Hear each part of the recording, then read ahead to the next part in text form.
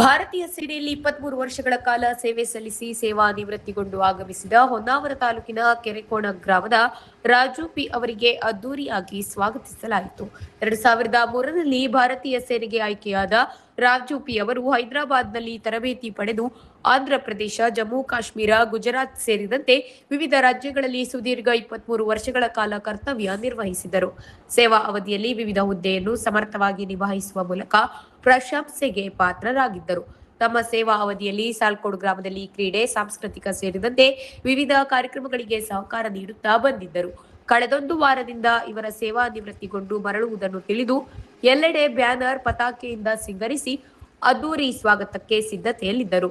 ಗುರುವಾರ ಮುಂಜಾನೆ ಕುಮಟಾ ರೈಲು ನಿಲ್ದಾಣಕ್ಕೆ ಆಗಮಿಸಿದಾಗ ಶಾಸಕ ದಿನಕರ್ ಶೆಟ್ಟಿ ಸೇರಿದಂತೆ ಸಾರ್ವಜನಿಕರು ಬರಮಾಡಿಕೊಂಡರು. ನಂತರ ಅರೆಂಗಡಿ ಸರ್ಕಲ್ ಸಮೀಪ ಪುಷ್ಪವೃಷ್ಟಿ ಸುರಿಸಿ ಸನ್ಮಾನಿಸಿ ಗೌರವಿಸಲಾಯಿತು. ಶ್ರೀ ಕರಿಕಾನ ಪರಮೇಶ್ವರಿ ಕಮಾನಿನ ಮುಂಭಾಗದಲ್ಲಿ ನಮನ ಸಲ್ಲಿಸಿ ಅದ್ದೂರಿ ಮೆರವಣಿಗೆ ಮೂಲಕ ಕೆರೆಕೋಣವರೆಗೆ ತೆರಳಿದರು. ಕೆರೆಕೋಣ ಶಾಲಾ ವಿದ್ಯಾರ್ಥಿಗಳು ಶಾಲಾ ಆವರಣದಲ್ಲಿ ಸೈನಿಕರಿಗೆ ಗೌರವ ಸಲ್ಲಿಸಿದರು. ಈ ಹಿಂದೆ ಸೇವಾ ಅವಧಿಯಲ್ಲಿ ವೀರಮರಣ ಹೊಂದಿದ ಗ್ರಾಮದ ವೀರ ಯೋಧ ದಿವಂಗತ ನಾಗರಾಜ್ ಶೆಟ್ಟಿಯವರ ಸ್ಮಾರಕಕ್ಕೆ ನಿವೃತ್ತ ಸೈನಿಕ ರಾಜು ಪಿ ಅವರು ಗೌರವ ಸಲ್ಲಿಸಿದರು. ನಂತರ ಗ್ರಾಮದ ಮಹಾಸತಿ ದೇವಾಲಯದಲ್ಲಿ ವಿಶೇಷ ಪೂಜೆ ಸಲ್ಲಿಸಿ ಮನೆಗೆ ಆಗಮಿಸುತ್ತಿದ್ದಂತೆ ಆರತಿ ಬೆಳಗಿ ಬರಮಾಡಿಕೊಳ್ಳಲಾಯಿತು. ಈ ವೇಳೆ ಹಲವು ಸಂಘಟನೆಯ ವತಿಯಿಂದ ಗೌರವಿಸಲಾಯಿತು. ಜೆಡಿಎಸ್ ಜಿಲ್ಲಾಧ್ಯಕ್ಷ ಸೂರಜ್ ನಾಯ್ಕ್ ಸೋನಿ ತಮ್ಮ ಕಾರ್ಯಕರ್ತರೊಂದಿಗೆ ಆಗಮಿಸಿ ಗೌರವಿಸಿದರು.